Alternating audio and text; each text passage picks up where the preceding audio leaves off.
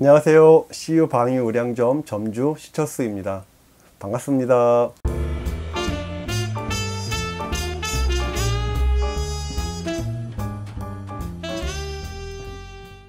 오늘 이 시간 찰스가 전하는 45가지의 리스크 대응 노하우, 세 번째 시간입니다. 리스크 대응 노하우를 전하기에 앞서 간단하게 이 글에 대한 부연 설명 잠깐 하고 질문 3번으로 넘어가 보도록 해보겠습니다. 매출을 올리는 길은 힘들고 시간을 필요로 합니다. 그러나 리스크를 예방하고 제거하는 것만 우리가 잘 챙기고 잘 다룰 수 있다면 많은 비용을 줄일 수 있고 장사가 조금씩 재밌어질 것입니다.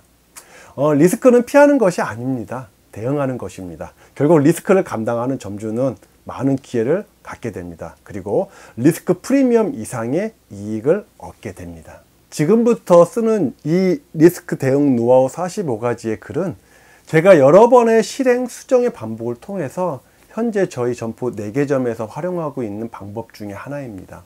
이 방법들이 가장 합리적인 하나의 방법이라고는 생각하지 않습니다. 그와 동시에 하나의 방법이 되어서도 안 된다는 생각이고요. 중요한 건 제가 쓰는 이런 어떤 대응 노하우의 글을 통해서 전국에 계신 점주님들과 창업을 준비하시는 분들 모두가 작은 어떤 계기를 갖게 되고 그 계기가 매장에서의 실험이 되고 그 실험들이 쌓여서 본인만의 노하우가 되어 좋은 매장으로 오랜 시간 운영되는 것, 더 나아가서 노동을 선택하는 사람이 된다는 것, 저는 이것이 지금을 살고 있는 우리에게 가장 필요하고 가장 중요한 무엇이라고 생각합니다. 자, 그럼 우리 함께 질문의 배를 타고 행복의 여행길을 떠나볼까요? 자, 질문 3번입니다. 기존 근무자가 없다. 그래서 바로 광고를 올렸는데 마침 5회 면접이 가능하다는 지원자를 받고 면접을 보고 필터링이라는 과정을 거쳐서 채용을 확정했어요. 그런데 하나의 고민이 생깁니다.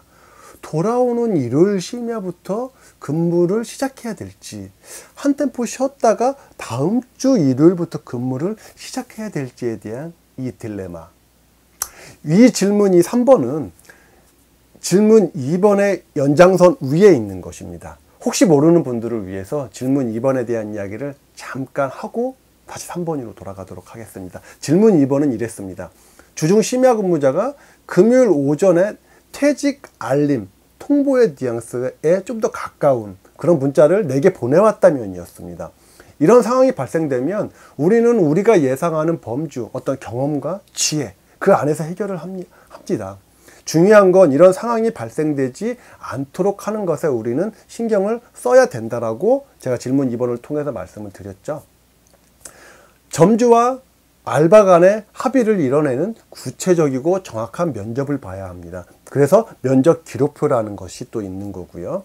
그로 인해서 차후 상호 간의 기대치는 좀 내려두고 각자의 맡은 바 주어진 일을 정확하게 수행하는 것이 작은 마찰이 될 수 있는 요소들을 또한 최대한 줄이는 이런 것들, 이런 일련의 과정으로 질문 2번과 같은 변수가 다음에는 되도록이면 생기지 않게 하는 것이 매우 중요하다라고 질문 2번을 통해서 이렇게 노하우를 같이 공유했었습니다. 자, 그럼 다시 3번 질문으로 좀 돌아가 보도록 하겠습니다. 아마도 이번 문제에 대한 해결책으로 금요일 오전에 광고를 올렸고 구인 전화가 걸려왔고 오후에 면접을 받고 그래서 괜찮아서 채용 확정을 지었음을 우리는 위의 질문을 통해서 우리가 알 수 있죠. 그럼 이 신규 알바에게 돌아오는 일요일부터 근무를 시작하자고 해야 될지, 아니면 한 주 지난 한 템포 쉬었다가 돌아오는 또 일요일부터 근무를 시작하자고 전달해야 될지에 대한 이 딜레마, 그 고민이라는 것들에 대해서 우리가 하나씩 그 예시를 들어가면서 한 걸음 더 깊이 있게 들어가 보도록 하겠습니다. 자, 그럼 그 딜레마라는 것에 대해서 우리가 1번과 2번의 예를 들어가면서 합리적인 의구심, 그런 딜레마가 뭔지에 대해서 좀 더 어떤 딜레마가 있는지 한번 들어보겠습니다. 1번, 바로 일요일부터 근무를 시작한다. 이것은 충분한 교육 시간이 존재하지 않음으로 인해서 차후 상호 간의 충돌이 발생될 수도 있지는 않을까에 대한 의구심. 그리고 신규 스태프는 바로 근무에 대한 부담감이 발생될 수 있지는 않을까에 대한 그 의구심, 그리고 인해서 알바와 점주에게 그리고 근무 상황에 대한 불만이 서로 상호 간에 어떤 협의가 이루어지지 않았기 때문에 불만이 생기지는 않을까에 대한 이런 고민이 생길 수 있습니다. 그리고 두 번째는 어떤 고민이 또 있냐면 다음 주 일요일부터 근무를 시작했을 때의 어떤 고민들, 예를 들면 충분한 교육 시간이 존재는 돼요. 다만 그 교육 일정, 그러니까 근무가 시작되기 그 전에 일주일 정도 시간이 비잖아요. 그 시간에 스태프는 기다릴 수 있는지 아니면 기다려 줄 수 있는지. 그래서 근데 또 신규 스태프는 바로 근무를 원할 수도 있지는 않았을까? 그로 인해서 혹여나 다음 주 우리 매장에서의 근무를 포기하게 되는 건 아닐까? 여튼 돌아오는 일요일부터 근무를 시작하든 다음 주 일요일부터 근무를 시작하든 어떤 게 꼭 좋다라고 생각하진 않아요. 다만 상황에 따라서 그때그때의 방법을 선택하면 되는 거죠. 자, 그러면 어떤 식으로 우리가 풀어가야 되는지, 풀어나가기 전에 중요한 한 가지가 있습니다. 뭐냐면 바로 근무가 시작되든 한 템포 쉬었다가 하는 두 번째 방법이든 상관없이 사전에 상황을 우리가 설명해주고 이 설명에 대한 협의 그리고 합의가 이루어져야 한다는 것이 매우 중요한 그 면접 과정에서의 작업인 거죠. 자, 그러면 어떤 식으로 우리가 풀어가는지 한번 제가 풀어가는 하나의 방법, 저희 점포에서 풀어가는 방법들을 한번 공유 한번 해보겠습니다. 돌아오는 일요일부터 근무를 시작했을 때는 처음에 구인 광고를 게재할 때 맨 밑에 비고란에 근무는 바로 일요일부터 근무가 시작되고 유경험자만, 왜냐면 초보를 만약에 급한 경우 초보를 같이 만나게 되면 교육이라는 과정이 결코 해보셔서 알겠지만 결코 쉽지는 않아요. 최소 일주일 정도는 시간을 넉넉히 두고 해야 되는 필요성이 있다는 거죠. 그래서 유경험자만, 그리고 바로 일요일부터 근무가 가능한 자만을 채용한다는 내용을 기재해서 광고에 올려주면 좀 좋습니다. 이런 사전 협의나 고지가 없으면 면접 볼 때 저기 혹시 뭐 돌아오는 일요일부터 근무 가능하시죠? 이게 상호 간에 서로 합의가 맞으면 어떻게 운의 영역으로 잘 맞으면 다행이지만 그렇지 않은 경우에서는 점주가 부탁의 뉘앙스로 다가갈 수밖에 없어요. 그러면 이 친구가 그 부탁의 뉘앙스를 자기가 좀 더 젠체를 하거나 좀 더 유리한 방향으로 끌고 간다는 거죠. 차후에. 이게 상당히 상호 간의 불편함으로 작용이 된다라는 겁니다. 그래서 차후에 이런 부탁의 뉘앙스는 다양한 의견 충돌과 같은 문제로 이어질 수 있다는 점, 이거는 우리가 좀 더 예민하게 고민해 봐야 될 사항입니다. 그래서 가급적이면 부탁의 뉘앙스가 없게 하려면 광고를 게재할 때 비고란에 그런 걸 사전에 공지가 좀 올라갔었어야 되는 거죠. 그게 없으면 면접 과정에서 내가 부탁을 했는데 이 친구가 만약에 안 된다라고 했을 때 괜히 어색한 분위기가 형성이 될 수도 있는 거죠.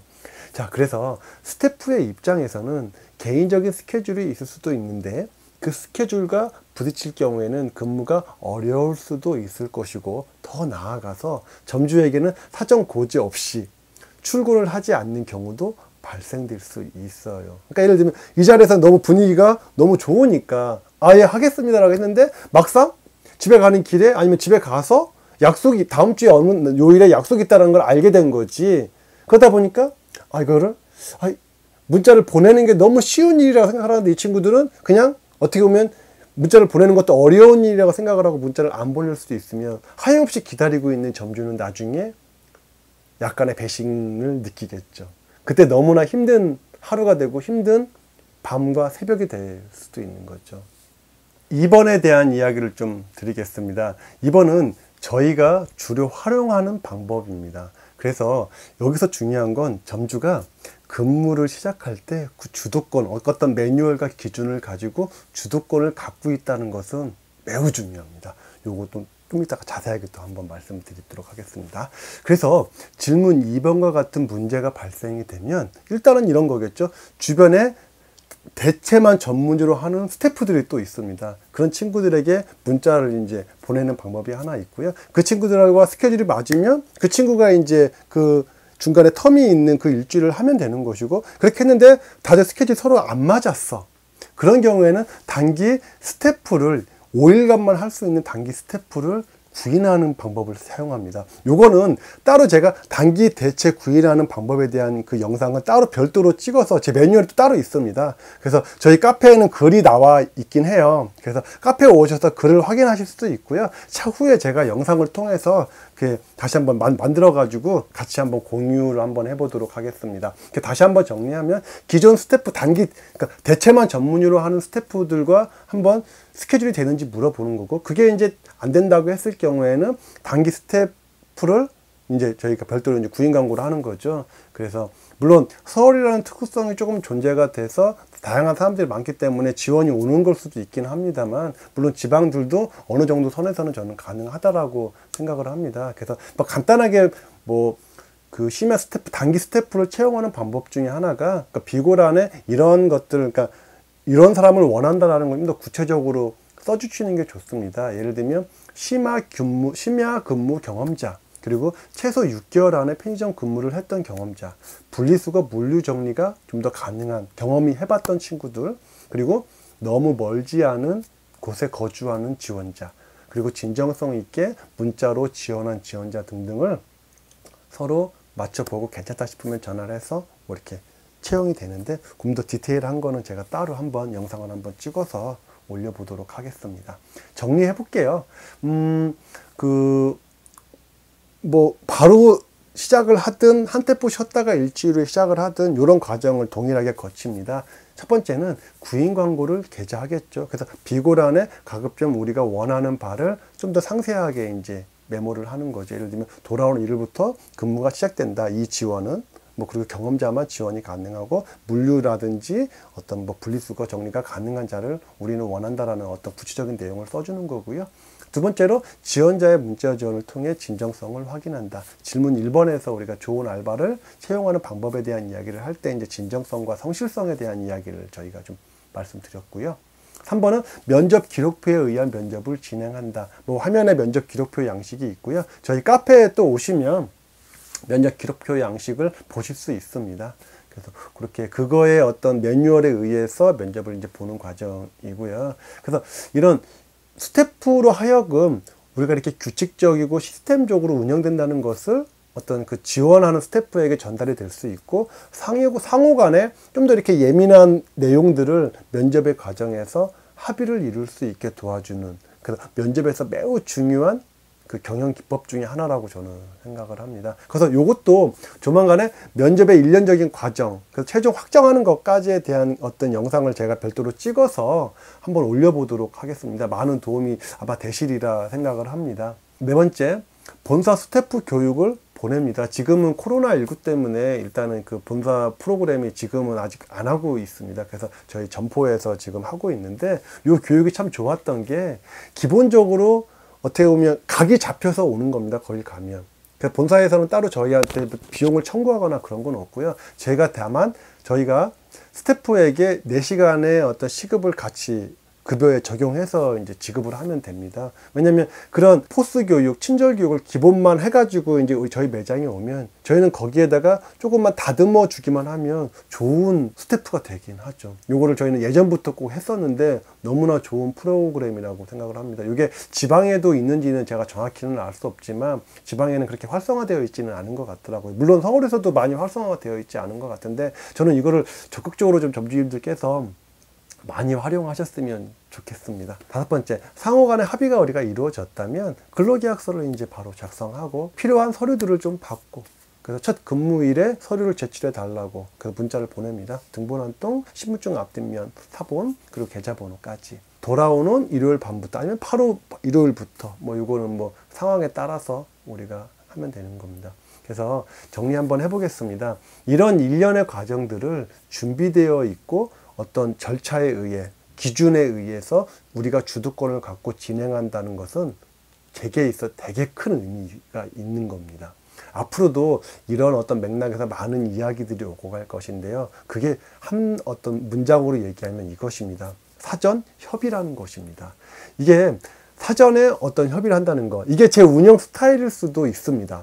이런 어떤 디테일한 사전 협의야말로 차후 스태프와의 마찰을 최대한 줄일 수 있다고 저는 생각해요. 다들 아시겠지만 스태프와의 마찰을 해결할 수 있는 건 참으로 난해하고 어렵고 힘들고 그렇던 것 같아요. 그런 마찰들에 대해서 우리가 대응하고 해결한다는 것도 중요하지만 그보다 그거를 해결하는 것도 물론 중요해요. 하지만 다음에 그런 마찰들이 발생되지 않게 하는 것에 의미를 두는 쪽으로, 그쪽에 무게중심을 두고 우리가 어떤 매뉴얼을 좀 더 견고하게 만들고 기준을 디테일하게 만드는 것. 이렇게 되면 이 틀은 견고해지면 자연스럽게 그 탑은 견고한 탑이 되고 좋은 탑이 된다라고 저는 보는 겁니다. 오늘 이 세 번째 질문 어떠셨나요? 저희 매장에서 이렇게 지금 하고 있고 이게 영원하지는 않습니다. 늘 상황에 따라 늘 변합니다.